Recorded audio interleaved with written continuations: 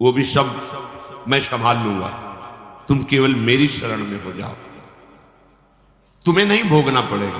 भगवान कह रहे हैं। अगर बुद्धि खराब है तो भगवान की बात समझ में कैसे आएगी। कितना बढ़िया कृपा करके भगवान हमें उपदेश कर रहे हैं। अगर शास्त्र प्रतिकूल भी आचरण हो गए तो तू चिंता मत कर, मेरी शरण में आ। अनंत माताओं जैसा दुलार लेकर प्रभु, पर अपने लोग ऐसे मूढ़ हैं, ऐसी मलिन बुद्धि है कि इस बात को हम समझते ही नहीं। मैं कर लूंगा, मैं सुखी हो जाऊंगा, मैं अभी तक ये किया है आगे भी ऐसा करूंगा। व्यर्थ का अभिमान पतन का मार्ग पुष्ट करता है। श्री भगवान कह रहे, जो मुझे भाव से बसते मैं पक्षपात ले लेता हूं, ये खास बात। बस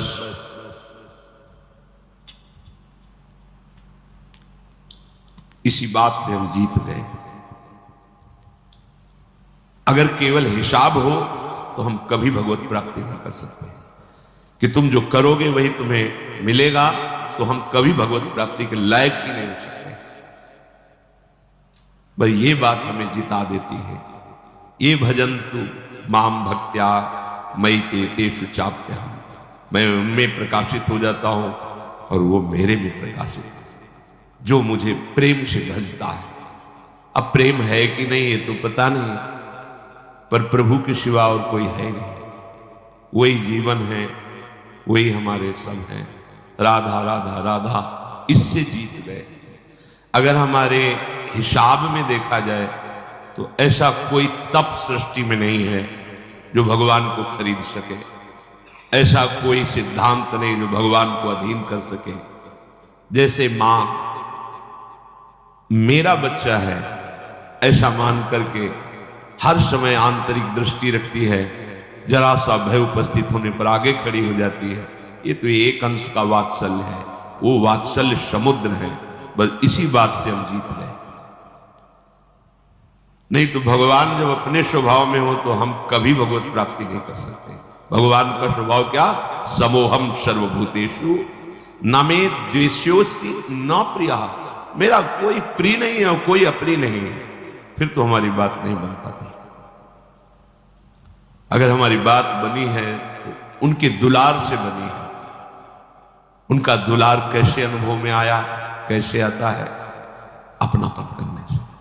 मेरे पे जैसे भी है हम आपके हैं नाथ, अब आपके सिवा हमारा कोई सहारा नहीं। और ये बात जब वाणी से हृदय में उतर जाती है तो फिर जो चमत्कार जीवन में होता है वो किसी और साधन से नहीं होता है। मृत्यु से बचने के लिए बड़े बड़े उपाय किए जाते हैं। जब हार हो जाती है उपायों की, तब ये बात ध्यान आती है कि है कोई ऐसा जो मुझे बचा सकता है। नहीं, जीव का ऐसा स्वभाव बन गया है कि वो पहले भगवान की शरण होता ही नहीं है। वो जब तक हार नहीं जाता तब तक भगवान की शरण नहीं होता। ये पक्की बात है, ये स्वभाव है उसका। आखिरी दम तक वो तिनके का भी सहारा लेने की कोशिश करेगा। जब तिनके का भी सहारा नहीं रह जाता तब वो हारे को हरिनाम, तब वो सहारा लेता है। अगर पहले ही ले ले तो हारना ना पड़े, उसे विपत्तियों का सामना ना करना पड़े। एक बार देवताओं ने देखा कि युद्ध में जितने असुर मारे जाते हैं, दैत्य, उन सबको भगवान शुक्राचार्य जी के पास संजीवनी विद्या है। विद्या का प्रयोग किया, तत्काल जीवित हस्त पुष्ट। भगवान बृहस्पति जी के पास ये विद्या नहीं है। जितने देवता मारे जाते वो अंग भंग वैसी स्थिति में रहते, मृत तो मृत। भगवान बृहस्पति जी के पास ये विद्या थी नहीं, भगवान शुक्राचार्य जी के पास। देवताओं ने बृहस्पति जी को अपना गुरु माना और दैत्यों ने शुक्राचार्य जी को गुरु माना। अपने गुरुदेव की कहीं भी लघुता मन में भी नहीं आनी चाहिए। इसलिए देवताओं ने कभी बृहस्पति जी से ये प्रार्थना भी नहीं की कि आप संजीवनी विद्या सीख लीजिए, हम लोगों को जिलाने, कभी प्रार्थना नहीं की। गुरु महिमा है। पर उनके बड़े पुत्र का नाम कच्छ था। उनसे बात कि आप हमारे गुरु पुत्र हैं और हमारे ऊपर सबसे बड़ी संकट की बात है कि कोई साधन नहीं है जिससे हम अमर हो सके, और शुक्राचार्य जी के पास साधन है संजीवनी विद्या। कोई भी असुर नहीं, जो भी मरा उसको तत्काल जीवित कर दिया।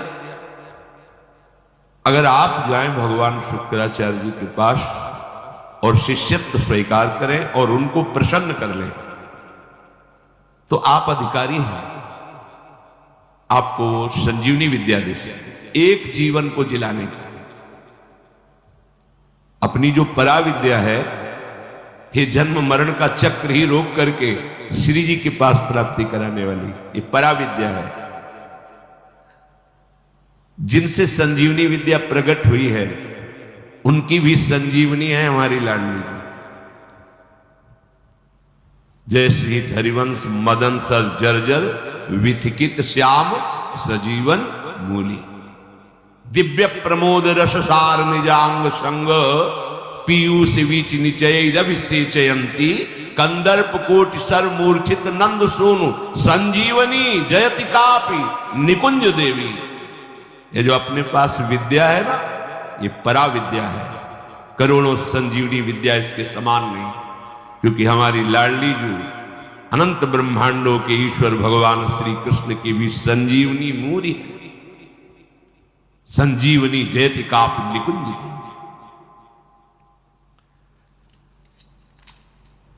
देवराज इंद्र ने जब हाथ जोड़ करके प्रार्थना की, बृहस्पति भगवान के बड़े पुत्र कच्छ अभी 9 किशोर अवस्था को प्राप्त हुए थे, उन्होंने कहा कि आप सब हमारे सम्माननीय हैं और आप हमको हमारे पिता बृहस्पति के समान आदर दे रहे हैं। अब हमारा कर्तव्य बनता है आपकी रक्षा करना। हम जा रहे हैं पर बड़ा संकटपूर्ण कार्य है, क्योंकि कोई भी दैत्य बर्दाश्त नहीं करेगा। हो सकता है मेरी मृत्यु भी हो जाए, पर आपके हित के लिए मैं मृत्यु का भी वरण करूंगा।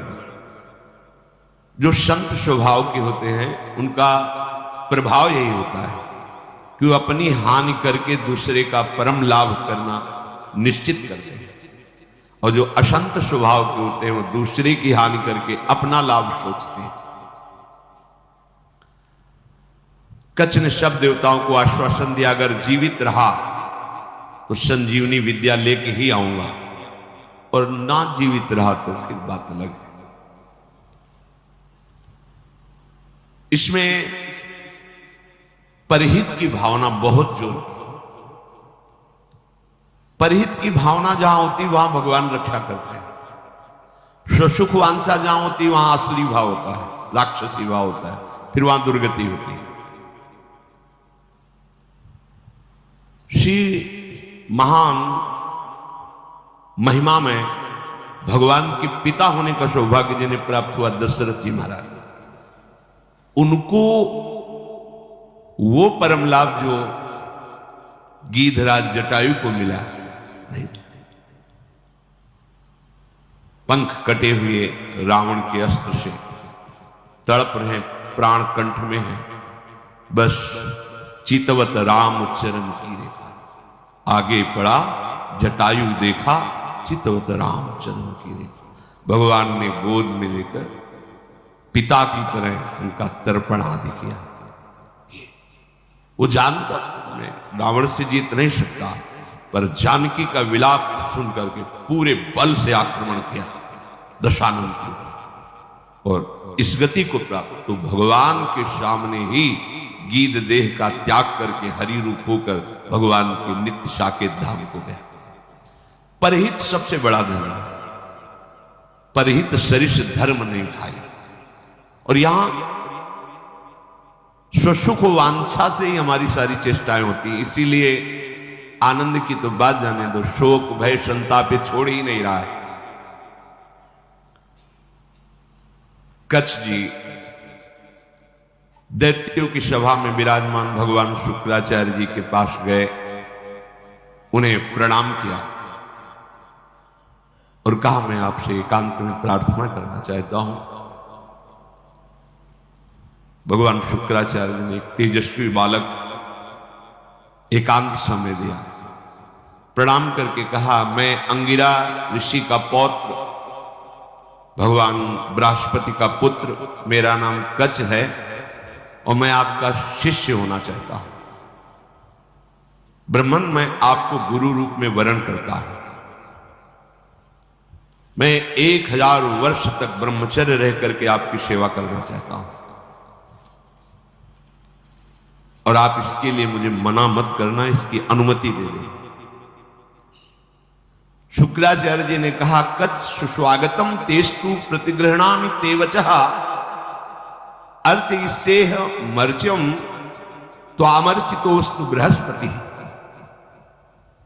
मुझे बहुत प्रसन्नता हुई कच्छ, तुम्हारे संकल्प का हम स्वागत करते हैं। शिष्य कौन है, किनका है, किस पक्ष का, ये नहीं देखा जाता। यदि वो शिष्यत्व स्वीकार कर रहा है और उसमें वो लक्षण हैं तो बिना किसी संकोच के, बिना कोई विचार के उसको स्वीकार कर लिया जाता है। ये धर्म की मर्यादा है, उसमें फिर नहीं देखा जाता आप कौन, कहां के, कैसे। नहीं, आप में आर्त भाव है, शरणागत होना चाहते हैं, वो स्वीकृत है। मैं तुम्हें स्वीकार करता हूं। तुम्हारा ये जो संकल्प है आदर का पात्र है। तुम्हारा सम्मान करना भगवान बृहस्पति का सम्मान करना है। तब कच्छ ने कहा कि आपने बड़ी हम पर कृपा कर दी। महाकांतिमान कच्छ बड़े ही सुंदर थे। उनके सामने जल लेकर संकल्प किया 1000 वर्ष तक मैं अखंड ब्रह्मचर्य रहूंगा। शुक्राचार्य जी ने कहा मेरे ही भवन में तुम्हें अब रहना होगा और तुम प्रकाशित मत होइए कि मैं बृहस्पति पुत्र हूं, क्योंकि दैत्यों में देवताओं के प्रति द्वेष भाव है, वो अमंगल कर देंगे। और मेरी ये पुत्री देवयानी तुम्हारी ही अवस्था की है, नवकिशोर अवस्था ही, यौवन के पदार्पण की भूमिका को कहते हैं। तारुण्य प्रथमो प्रवेश समय, इसे किशोर अवस्था कहते हैं। तरुण अवस्था की प्रवेश की, अभी जवान नहीं कह सकते, वो प्रवेश स्थिति, ये बड़ी देव स्थिति होती है। तुम हमारी पुत्री का प्रिय करो, उसकी आज्ञा में रहो, अपना ही घर है, ऐसे निर्भय हो कि रहो, पर बाहर सावधानी से ही निकलना, क्योंकि दैत्य जन ये जान न पावे कि तुम हमारे पास रहे हो। अभी कोई संजीवनी विद्या की बात भी नहीं की। देवयानी से कहा अब ये यहीं रहेंगे।